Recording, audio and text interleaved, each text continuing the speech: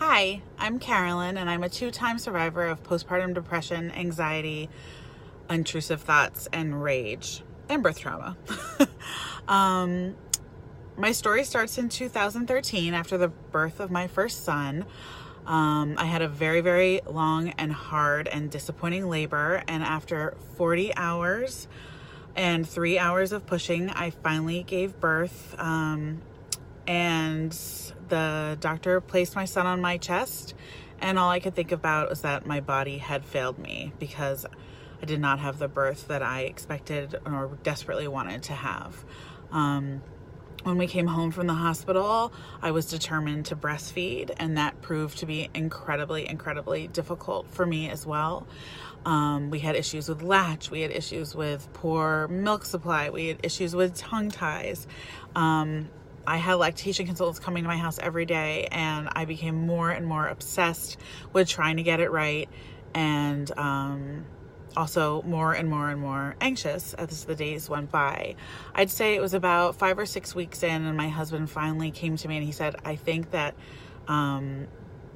it's time to start trying formula because this breastfeeding is just driving you crazy and you're not enjoying your baby and you're obsessing over every little thing. And all I could think about was that my body had failed me again.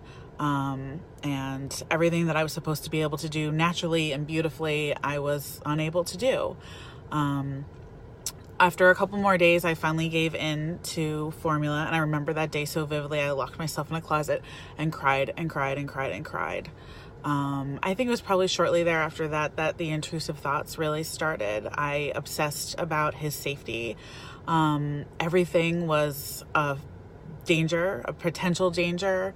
And as the weeks and months went on, the obsessive, intrusive thoughts got worse. I was terrified of anything having to do with water. I gave birth in the summertime, so I was terrified of him drowning. I couldn't give him a bath. I couldn't bring him to the beach. I couldn't bring him to the pool. I avoided any type of social situation that involved that. I was terrified of leaving him in the car, or anybody else driving him anywhere and then potentially being left in the car. I could go on and on. The intrusive thoughts were awful and tormented me all day long. But the whole time I kept up this really, really happy exterior, and I didn't think that anything was wrong because I wasn't sad.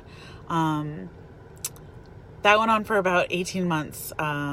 As the intrusive thoughts and the anxiety got worse, my rage got horrific. I am not an angry, nasty, bitchy person, and I was rageful. I was rageful at my husband. I was rageful at my dog. I was rageful at my son, which made me again feel like an absolutely awful mother.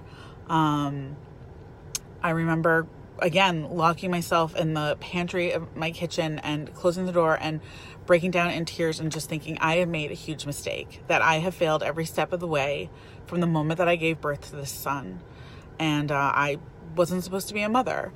Like I said, that went on for a ridiculously long time, way too long that anybody should suffer. And that was because I was naive, even though I was a nurse. I did not think that the signs that I was exhibiting had anything to do with a perinatal mood or anxiety disorder. I just kept thinking, I love my baby. I'm not sad. I'm not crying. I don't want to hurt my son. I'm fine. I'm just this super ridiculous, anxious mom who couldn't enjoy one moment with her son. It wasn't until, like I said, 18 months and my boss actually came to me because, of course, everything just started to bubble over and explode, and I couldn't hold it together any longer. And she came to me and she said, I think that you need to get help, and handed me the flyer for the local support group at our hospital.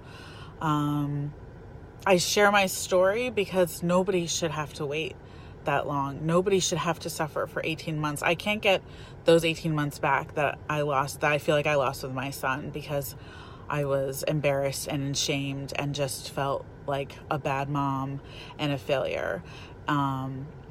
And so I hope that I can educate other moms out there to know that it's not your fault. You're not a failure. You're an amazing mother, and there is help out there. So please, please, please reach out and let somebody help you so that you can be the most amazing mom that you were meant to be for your children.